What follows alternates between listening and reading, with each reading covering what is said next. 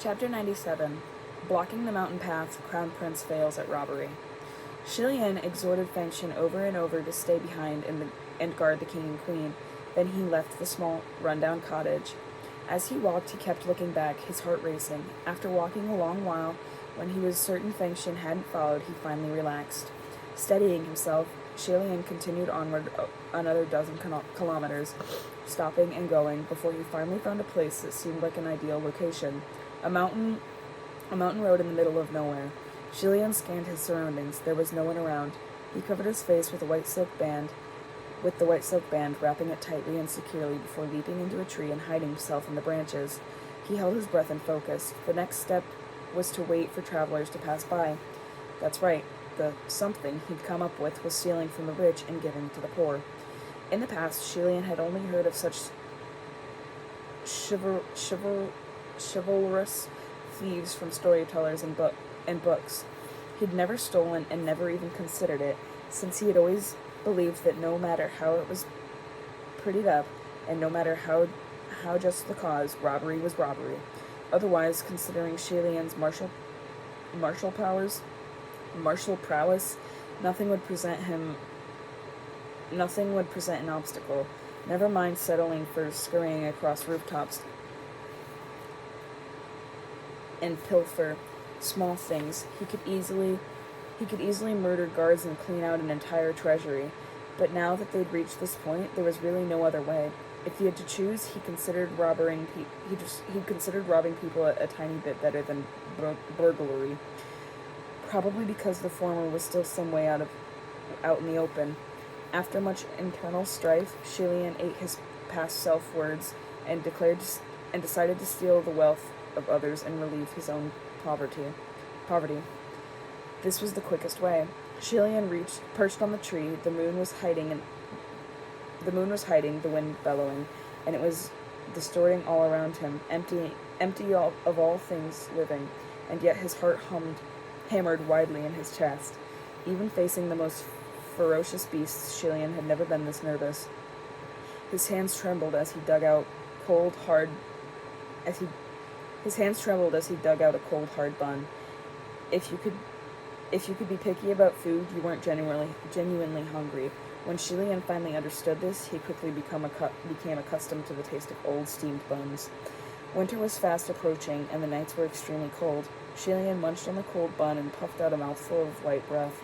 Since he didn't want to be seen, he hadn't considered finding a place where there'd be more people. He chose a remote area on purpose. He waited a full 4 hours before a traveler approached. Strolling down the mountain road, Shilian perked up and stuffed the rest of the bun in a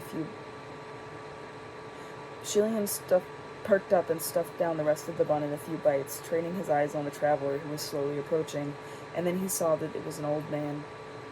He was such an old man, but his dress was rather vibrant, so he was likely somewhat wealthy. Still, Shilian, of course, wouldn't even consider him a target. He couldn't tell if he was disappointed or relieved, but either way, he resolutely decided to ignore the old man and let him go. He went back to waiting for someone to pass. 2 hours later, Shilian's feet were going numb from crouching, and the lower half of his body was practically frozen. A second person finally appeared. When he saw that figure was also walking slowly, he wondered, could it be another elderly person? When they finally got closer, Shilian discovered that it wasn't someone old or infirm, but instead a healthy-looking man. He looked humble and good-natured and wore a smile on his face. The reason he was walking so slowly is because he was carrying a heavy bag of rice. Shilian's palms were sweating, and he wondered, do I attack? After a moment of hesitation, he gave up on this target as well. The man's clothes were patched, and the shoes on his feet were so worn that they've exposed his toes.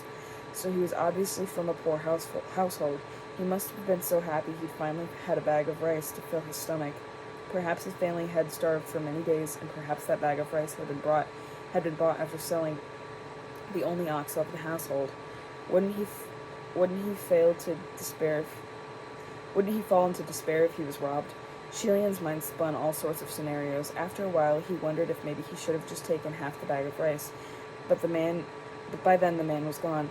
Shilian resolutely decided that he wouldn't dwell on it anymore and continued waiting for the next one. He perched on a tree like that and waited hopelessly for hours from the dark of night to daybreak.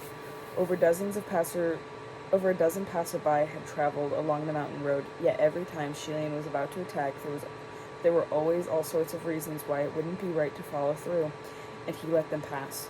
Over and over he thought to himself, forget it, I should just go back. No bandit would ever believe him, would ever behave like him. And it'd be a miracle if his efforts were actually fruitful. But then he remembered that there was no more food or medicine. If he went back empty-handed and forced himself to keep waiting, after almost a half a But then he remembered that there would be no more food or medicine if he went back empty-handed and forced himself to keep waiting.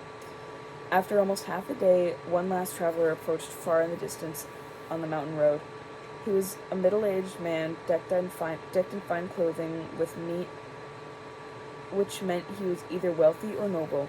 He had a fiendish face and was greasy, slippery air that made he had a fiendish face and a greasy, slippery air that made him look obnoxious. At a glance, he didn't look like anyone good. But one mustn't judge a book by its cover. Shelian couldn't help but think, what if this man only looks foolish, but as actually a good person? If he's rich, does that warrant a robbery? As he was waging his internal struggle, a growling noise from his stomach startled him in his stupor, and Shelian said inwardly, never mind, I can't dither any longer. You're it. Making up his mind, he leapt down from the tree and shouted, stand still! At the sight of the masked man cutting off his path down the road, the man cried out in alarm, who are you? Sneak around with your face hidden. What do you want? Give... Shelian forced out. There was a hurdle in his mind, and he stammered a couple of times before finally squeezing it out. Give me all your money. The man's mouth opened wide, and he screamed and leapt 3 feet in the air. Somebody help! Thief! And then he turned and ran. More than his escape, Shelian was worried that his cries would alert others. The mountain road was barren and desolate, and there was little chances that anyone would come to help. Not to mention that it would be easy to hide, even in the unlikely event that someone showed up. But he had a guilty consciousness after all. Stop yelling! Shelian called after him. As if the man would listen to him, he fled in the woods and soon there'd be a horrific yelp. Shelian was afraid that the man had attracted any beasts in the woods and cried, wait, watch out! But then he caught up with him and his face went pale with shock when he saw what he had stumbled across. There was a group of people gathering in the woods, and they were all staring at him. When Shelian looked closer, he noticed that something was off. These weren't people at all. The middle-aged man couldn't see him and was still in a panic. Moreover, there were some faces in the group that Shelian found familiar. Of course they were familiar. He had seen a number of them in the heavenly capital. Some were from the upper court, some were from the lower court, but they were all heavenly officials. The man had cried out because he had tripped and fell. He gripped a large bundle of protection charms while chanting to himself, my God, come save me now. The gods that he was calling really had come just as he asked. Countless heavenly officials stared at Shelian intently, freezing him on the spot with their gazes. When the man saw that the strange masked robber was frozen in place, he quickly crawled to his feet and ran off. Shelian couldn't move a single step to give chase. His entire body was stiff and drenched in cold sweat. His mind was filled with horror. Yes, horror. Shelian could only pray that the white silk band wrapped around his face Shelian could only pray that the white silk band was wrapped around his face tightly enough that the junior heavenly official he'd been acquainted with in the past couldn't recognize him. However, things were never as he hoped. One of the heavenly officials looked him up and down and commented in surprise, isn't that your Royal Highness? Shelian was speechless. Another heavenly official seemed even more shocked. Ah, it really is. Why is your Royal Highness here, and dressed like that? Shelian's heart sank deeper and deeper. It was going to sink to the very bottom of the earth. That man was screaming, help, robbery, thief. Was a thief chasing him? Was that thief your Highness? My heavens, your Highness, would you actually do something like this? Their comments nearly made Shillian faint on the spot. He didn't know how much time had passed when he finally croaked out, He wanted to say something, but his words were stuck in his throat and he wouldn't come out. The heavenly officials' expressions were mixed. A moment later, one of them patted him on the shoulder. "It's fine, don't worry, Your Highness. We understand." The paths weren't at all hard, but Shillian almost lost breath from them. He tried again to speak. The heavenly officials started laughing out loud. "You're only doing this because you've got it really hard. It's understandable. Don't worry, we won't tell anyone." That was exactly why it was hard for him to say a word, and once the other party had brought it up first, Shillian had no idea what more he could say. A moment later, Shillian mumbled, "All right, thank you. Then I'm going to head back now." Heading back. He wasn't sure how he left either. When he finally came back to himself, he was standing on another empty mountain road. The cold winter night's breeze had snapped him out of it. Only then did Shillian finally realize the full horror of what had just happened. Shillian, the crown prince of Shenla, and now a thief. How could it come to this? Shillian was filled with regret. He must have been utterly mad to consider robbery, and now things had spiraled out of control. Why was he so unlucky that he'd get caught red-handed even though he hadn't done anything? He had never encountered anything like this in his former life, so he was at a complete loss to what he should do. He was burning up from head to toe. His mind was completely muddled, and he hid his face in his hands. If only time could flow backward, and he had even willing to sacrifice his bountiful health and cultivation in exchange for that alone. As he wandered, lost in depth of his distress, he suddenly caught a glimpse of a blurry white silhouette in the corner of his eyes. Startled, Shillian's head shot up. "Who goes there?" The figure had vanished in the instant he looked. Cold sweat drenched him once more. Although he hadn't seen the man's face, Shillian could have sworn he had been wearing a mask. Yet there was no trace of anyone when he scanned his surroundings, and Shillian couldn't help but suspect that figure he had seen was nothing but a hallucination born from his panic. Whether that was true or not, he didn't dare stay there any longer and hurried down the mountain. But by the time Shillian returned, Fengshen had been waiting for him for nearly the entire day.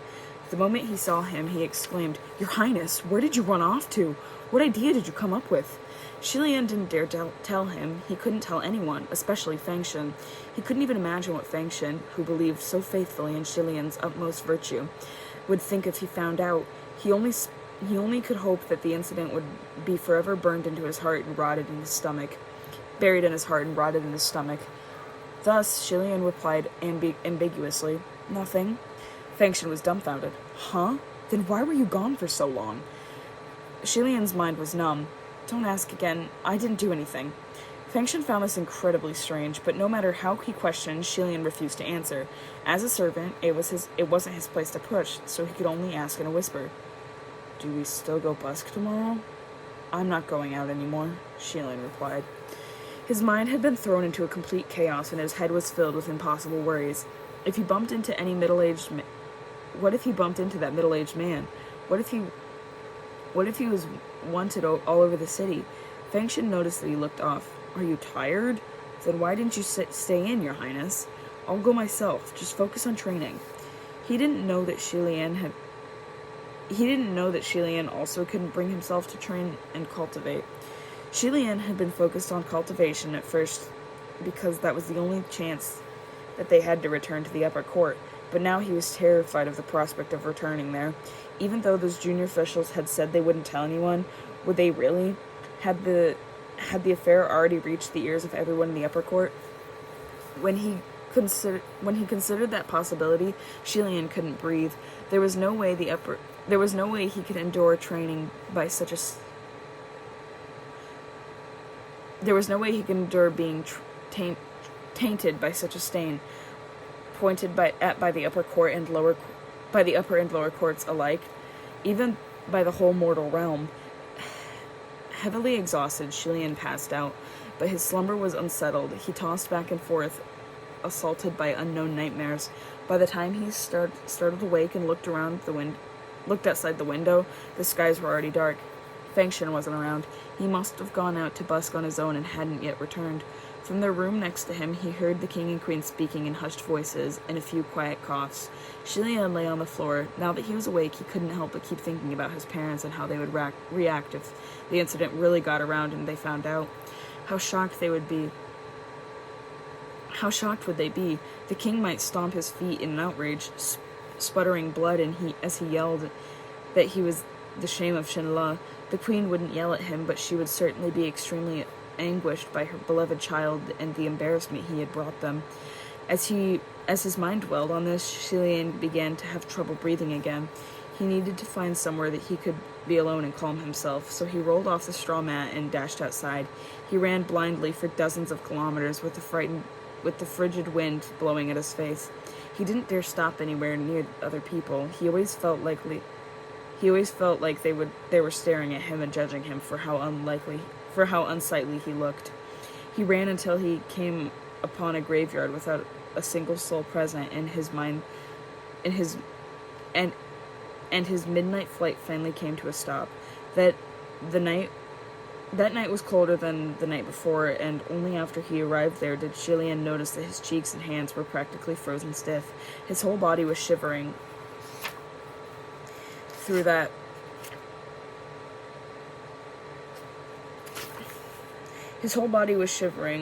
though that wasn't just from the cold, it was also from terror. Shilian hugged his arms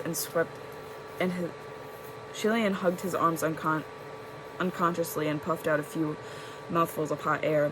His eyes swept across the graveyard. He spotted 2 jugs of liquor that had been offered at a tombstone. It seemed the owner of the tombstone used to be a lover of drink, so others brought the liquor when they came to sweep their grave. Shilian crouched at the tombstone. He had never drank alcohol before, but he had heard people say that it could warm the body and help one forget.